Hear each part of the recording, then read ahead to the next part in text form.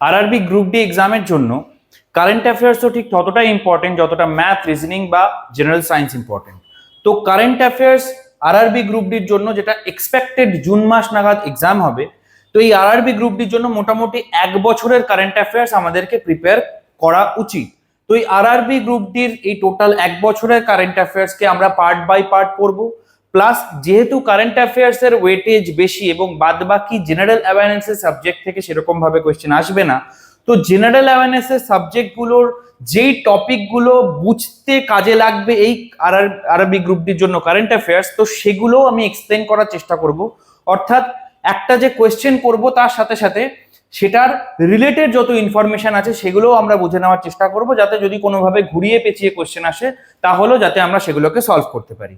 তো চলে আসি আমরা ফার্স্ট কোয়েশ্চেনে। তবে ফার্স্ট কোয়েশ্চেনে যাওয়ার আগে তোমরা কটা কারেন্ট অ্যাফেয়ার্স এর সঠিক উত্তর দিতে পারলে সেটা কিন্তু অবশ্যই কমেন্ট সেকশনে জানাবে। তো টোটাল কারেন্ট অ্যাফেয়ার্স আমরা কভার করব পার্ট বাই পার্ট। তো চলে আসি আমরা পার্ট 1 এর ফার্স্ট কোয়েশ্চেনে। ওফেক 19 গুপ্তচর উপগ্রহটি কোন দেশ উৎক্ষেপণ করেছে? এই উপগ্রহটি এই 4টে অপশনের মধ্যে কোন দেশ উৎক্ষেপণ করেছে? এটার অ্যান্সার হয়ে যাবে, যারা বলতে পারছো তারা অ্যান্সার দিতে থাকো, আর বাকিরা দেখে নাও। এটার অ্যান্সার হয়ে যাবে সি, ইসরায়েল। এটা হলো ইসরায়েলের একটি গুপ্তচর বা রিকনসেন্স উপগ্রহ, যেটা মেইনলি ইসরায়েলের অ্যারোস্পেস ইন্ডাস্ট্রিজের তরফ থেকে উৎক্ষেপণ করা হয়েছে এবং এটি গোপন নজরদারির জন্য, সীমান্ত পর্যবেক্ষণ করার জন্য এবং গোয়েন্দা তথ্য সংগ্রহের জন্য ব্যবহৃত হয় এবং এটাতে একটা অ্যাডভান্স ইমেজিং বা উন্নত ইমেজিং প্রযুক্তি ব্যবহার করা হবে, যাতে এই গুপ্তচর উপগ্রহটি প্রপার ভাবে ইসরায়েলকে প্রোটেকশন প্রোভাইড করতে পারে। চলে যাই আমরা পরের কোয়েশ্চেনে। আসামের বোডোল্যান্ড টেরিটোরিয়াল রিজিয়ন বিটিআর কোন সাংবিধানিক বিধানের অধীনে প্রথম উপজাতীয় কাউন্সিল হিসেবে সম্পূর্ণ ভূমি নথি ডিজিটাইজ করেছে? অনেকগুলো রাজ্যেই কিন্তু এই ভূমি নথি ডিজিটাইজেশনের কাজ শুরু হয়ে গেছে, অনেকটা এগিয়েও গেছে, কিন্তু এর মধ্যে থেকে কোনটি এই তফসিলের অন্তর্গত? অর্থাৎ আসামের যে বোডোল্যান্ড টেরিটোরিয়াল রিজিয়ন, এটা কোন সাংবিধানিক বিধানের অধীনে প্রথম উপজাতীয় কাউন্সিল হিসেবে সম্পূর্ণভাবে ভূমি নথি ডিজিটাইজ করেছে? অর্থাৎ এই বিটিআর কোন সাংবিধানিক তফসিলের আন্ডারে পড়ছে? পঞ্চম, ষষ্ঠ, সপ্তম নাকি অষ্টম? এটার অ্যান্সার হয়ে যাবে ষষ্ঠ তফসিল। এবার দেখো তফসিল জিনিসটা কি। কনস্টিটিউশনের মধ্যে বেশ কিছু লিস্ট দেওয়া রয়েছে, ঠিক আছে? যেরকম টোটাল 12টা লিস্ট বা শিডিউল বা বাংলায় বলে তফসিল লিস্টেড আছে কনস্টিটিউশনের মধ্যে, যেখানে লিস্ট ওয়াইজ বিভিন্ন রকম ইনফরমেশন দেওয়া রয়েছে। এই যে লিস্টগুলো দেওয়া রয়েছে এর মধ্যে যে পঞ্চম তফসিলটা রয়েছে সেটা হচ্ছে যত সারা ভারতবর্ষের যত শিডিউল ট্রাইব এরিয়া রয়েছে, শিডিউল ট্রাইব অর্থাৎ তপশিলি উপজাতিভুক্ত যে এরিয়াগুলো রয়েছে সেগুলোকে অ্যাডমিনিস্ট্রেশন কিভাবে করা হবে সেটা পঞ্চম তফসিলের মধ্যে মেনশন করা রয়েছে। কিন্তু ষষ্ঠ তফসিলের মধ্যে আমাদের নর্থ ইস্ট রিজিয়নের 4টে রাজ্যের যে উপজাতি এলাকা সেগুলোর কথা মেনশন করা রয়েছে। সেগুলো কি কি? সেগুলো হচ্ছে আসাম, দেন মেঘালয়, ত্রিপুরা অ্যান্ড মিজোরাম। এই 4টে রাজ্যের জন্য আলাদা করে তৈরি করা হয়েছে ষষ্ঠ তফসিল। এই ষষ্ঠ তফসিল আলাদা করে তৈরি হওয়ার কারণ হচ্ছে যে এই জায়গাগুলোতে সাধারণ মানুষের সাথে, মানে এই আদিবাসী ভুক্ত যেই এলাকার মানুষ এবং বাদবাকি যারা মডার্ন সোসাইটির মানুষ, তাদের মধ্যে ইন্টারাকশন খুব কম, যার জন্য এই ষষ্ঠ তফসিলটাকে আলাদা করে এই 4টে রাজ্যের যে তপশিলি উপজাতিভুক্ত এলাকাগুলো আছে সেগুলোকে অ্যাডমিনিস্ট্রেশনের জন্য রাখা হয়েছে। অর্থাৎ এটার অ্যান্সার হয়ে যাবে ষষ্ঠ তপশিল। ওকে, চলে যাই আমরা পরের কোশ্চেনে। ভারতের প্রথম national bio foundry network launch করলেন কোন কেন্দ্রীয় মন্ত্রী? এখানে আরো একটা কোশ্চেন আসতে পারে যে ন্যাশনাল বায়ো ফাউন্ড্রি নেটওয়ার্ক জিনিসটা কি। তো এই কোশ্চেনটার অ্যান্সার হয়ে যাবে জিতেন্দ্র সিং। জিতেন্দ্র সিং যিনি একজন মিনিস্টার অফ স্টেট অর্থাৎ কেন্দ্রীয় সরকারের অন্তর্ভুক্ত একজন মন্ত্রী। ভারতে এই ন্যাশনাল বায়ো ফাউন্ড্রি নেটওয়ার্ক হলো একটা উদ্যোগ যার মাধ্যমে জৈব প্রযুক্তি বিভাগ অর্থাৎ ডিপার্টমেন্ট অফ বায়োটেকনোলজি এটাকে কন্ট্রোল করে। এর লক্ষ্য হলো দেশে আধুনিক বায়োটেক গবেষণা এবং উদ্ভাবনাকে ত্বরান্বিত করা, অর্থাৎ বায়োটেকনোলজির ক্ষেত্রে যত অ্যাডভান্স টেকনোলজিক্যাল ডেভেলপমেন্ট করা যায় সেটা করার জন্যই তৈরি করা হয়েছে ন্যাশনাল বায়ো ফাউন্ড্রি নেটওয়ার্ক। এবং এটি synthetic biology, drug development, agricultural biology ইত্যাদিতে কাজ করে একটি স্টার্টআপ, গবেষক এবং শিক্ষা কেন্দ্রকে একত্রিত করার একটা সংগঠন হচ্ছে এই ন্যাশনাল বায়ো ফাউন্ড্রি নেটওয়ার্ক। চলে যাই আমরা পরের কোশ্চেনে। কোন ব্যাংক তার প্রথম স্টার্টআপ ব্রাঞ্চ খুলেছে নিউ দিল্লিতে?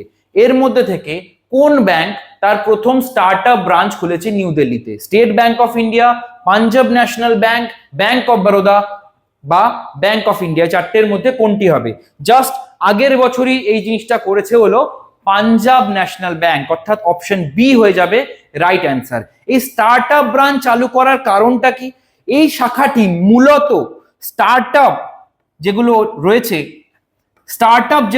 অর্থাৎ নতুন স্টার্টিং করা বিজনেস, তাদের যে স্টার্টআপ গুলো রয়েছে সেগুলোকে প্রপার যাতে লোন রিলেটেড বা অ্যাডভাইস রিলেটেড সব রকম পরিষেবা দিতে পারে, তার জন্য তারা এই প্রথম স্টার্টআপ ব্রাঞ্চ চালু করলো দিল্লিতে।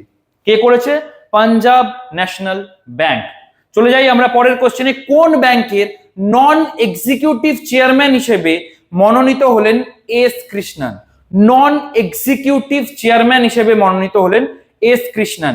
এটার অ্যান্সার হয়ে যাবে Jammu and Kashmir bank. Jammu and Kashmir bank.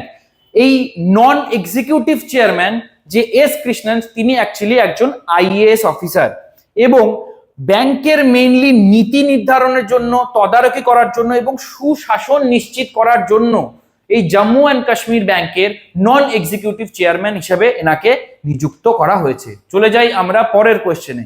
একটা ইম্পর্টেন্ট কোশ্চেন ইকোনমির পার্সপেক্টিভ থেকে, যে পারচেজিং পাওয়ার প্যারিটির নিরিখে কোন সালে বিশ্বের দ্বিতীয় বৃহত্তম অর্থনীতি হবে ভারত? পারচেজিং পাওয়ার প্যারিটির নিরিখে বিশ্বের দ্বিতীয় বৃহত্তম অর্থনীতি হবে ভারত। তার আগে আমরা বলে রাখি যে জিডিপি, গ্রস ডোমেস্টিক প্রোডাক্ট, যার বেসিসে আমরা বিচার করি যে কোন দেশের অর্থনীতি কত বড় বা তারা কত নম্বর স্থানে রয়েছে।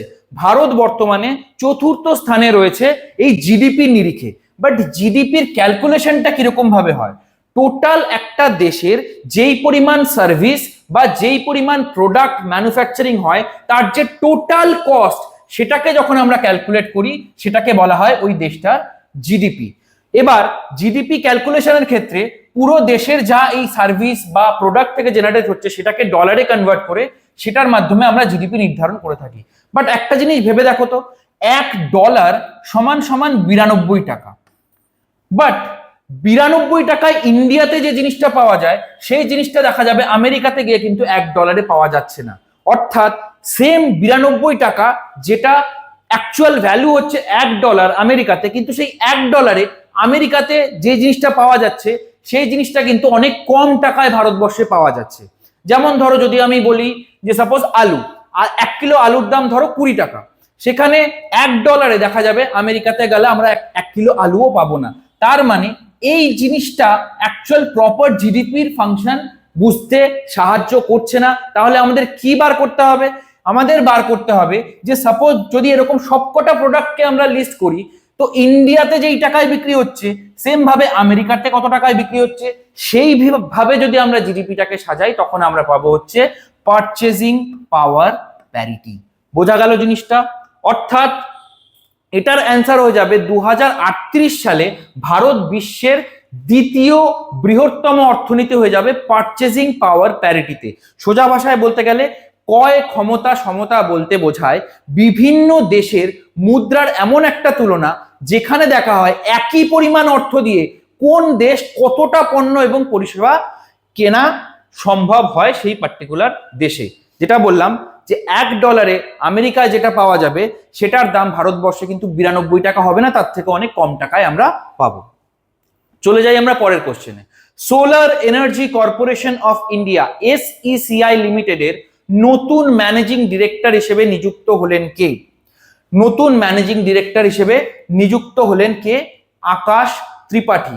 মাথায় রাখবে এই সোলার এনার্জি কিন্তু আমাদের দেশের জন্য যথেষ্ট ইম্পর্টেন্ট, কারণ মাথায় রাখবে আমাদের দেশের ঠিক মাঝ বরাবর গেছে হচ্ছে 23.5 ডিগ্রি উত্তর অক্ষাংশ।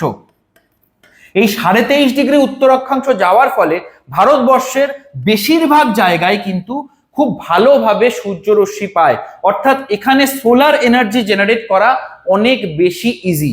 ভারতে বর্তমানে দাঁড়িয়ে যে ম্যাক্সিমাম যে ইলেকট্রিসিটি জেনারেশনের কাজ হয় সেটা কিন্তু কয়লা পুড়িয়ে তার মাধ্যমে করা হয়।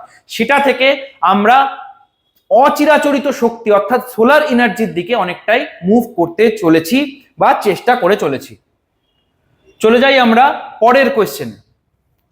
কত লক্ষেরও বেশি প্রবীণ সৈনিকের পরিষেবা উন্নত করতে কিউসিআই এর সাথে এমওইউ স্বাক্ষর করলো প্রতিরক্ষা মন্ত্রক? অর্থাৎ আমাদের যে ডিফেন্স মিনিস্ট্রি আছে সেটা QCI, quality corporation of India, তার সাথে এমওইউ বা মেমোরেন্ডাম অফ আন্ডারস্ট্যান্ডিং সাইন করলো। কেন? এবার প্রথম কথা, এটা কেন করা হবে? ধরো আমাদের দেশে প্রচুর এরকম এক্স সার্ভিসম্যান রয়েছে, দেখবে এক্স সার্ভিসম্যান বলা হয়। এক্স সার্ভিসম্যান অর্থাৎ যারা অলরেডি আর্মি, নেভি, এয়ারফোর্স বা দেশের প্রতিরক্ষার বিভিন্ন ডিপার্টমেন্টে সার্ভ করেছে, তারা শর্ট সার্ভিস দিয়ে সার্ভ করেছে, 16 বছর, 18 বছর, 20 বছর সার্ভ করেছে তারা। এবার তারা হয়ে গেছে এক্স সার্ভিসম্যান। এবার তাদের যে বেনিফিট পাওয়ার কথা, যেমন ধরো তাদের হেলথ বেনিফিট, মানে হেলথ ইন্স্যুরেন্সের যে ফেসিলিটি, তাদের নর্মাল ইন্স্যুরেন্সের যে ফেসিলিটি, তারপরে তাদের যে অ্যাক্সেস আর্মি ক্যান্টিন রিলেটেড যে ফেসিলিটি, সেগুলো যাতে প্রপার ভাবে ভালোভাবে প্রোভাইড করা যায় এবং সেখানে যাতে ডিলে না হয়, তার জন্য কিউসিআই এর সাথে আমাদের প্রতিরক্ষা মন্ত্রক একটি এমওইউ সাইন করেছে। এবং দেখা যাচ্ছে এতে প্রায় 63 লক্ষেরও বেশি যে এক্স সার্ভিসম্যান রয়েছে তারা কিন্তু এটা থেকে বেনিফিট পাবে। চলে যাই আমরা পরের কোশ্চেনে। প্রথম ভারতীয় পুরুষ স্প্রিন্টার হিসেবে ওয়ার্ল্ড অ্যাথলেটিক চ্যাম্পিয়নশিপে যোগ্যতা অর্জন করলেন কে? মাত্র 22 বছর বয়সে এই যোগ্যতা অর্জন করলেন অনিমেষ কুজুর। অর্থাৎ 2025 সালের ওয়ার্ল্ড অ্যাথলেটিক চ্যাম্পিয়নশিপে যোগ্যতা অর্জন করলেন অনিমেষ কুজুর। ইনি ছত্তিশগড়ের একজন অ্যাথলিট, যিনি চেন্নাইতে আয়োজিত 60তম ন্যাশনাল ইন্টারস্টেট অ্যাথলেটিক চ্যাম্পিয়নশিপে 200 মিটার দৌড়ে এই ঐতিহাসিক সাফল্য প্রথমবারের জন্য অর্জন করেছেন। চলে যাই আমরা পরের কোশ্চেনে। এক্সারসাইজ ব্রাইট স্টার 2025 এই অংশগ্রহণের জন্য কতজনেরও বেশি সৈন্য পাঠিয়েছিল ভারত? এক্সারসাইজ ব্রাইট স্টারে প্রায় 700রও বেশি সৈন্য পাঠিয়েছিল ভারত। এটা মেইনলি 28 আগস্ট থেকে 10ই সেপ্টেম্বর 2025 পর্যন্ত অনুষ্ঠিত হয়েছে, যেখানে ভারতীয় সেনাবাহিনীর নৌবাহিনী, বিমান বাহিনী এবং ইন্টিগ্রেটেড ডিফেন্স স্টাফের টোটাল সদস্যরা অংশগ্রহণ করেছিলেন। ঠিক আছে, তোমরা যদি পারো তাহলে অ্যান্সার করো যে এই যে মহড়াটা হয়েছিল এটা কোথায় অনুষ্ঠিত হয়েছিল, অর্থাৎ এক্সারসাইজ ব্রাইট স্টার 2025 এটি কোথায় অনুষ্ঠিত হয়েছিল। এই ছিল আমাদের part 1 of current affairs. Daily basis current affairs যদি তোমরা এভাবেই চাও তাহলে চ্যানেলটাকে সাবস্ক্রাইব করে রাখো এবং তোমাদের যা রিকোয়ারমেন্ট আছে সেটা কমেন্ট সেকশনে জানাও, এবং এই ডেইলি বেসিস ক্লাস পেতে তোমরা কমেন্ট করো কন্টিনিউ বলে। দেখা হবে তোমাদের সাথে নেক্সট ভিডিওতে।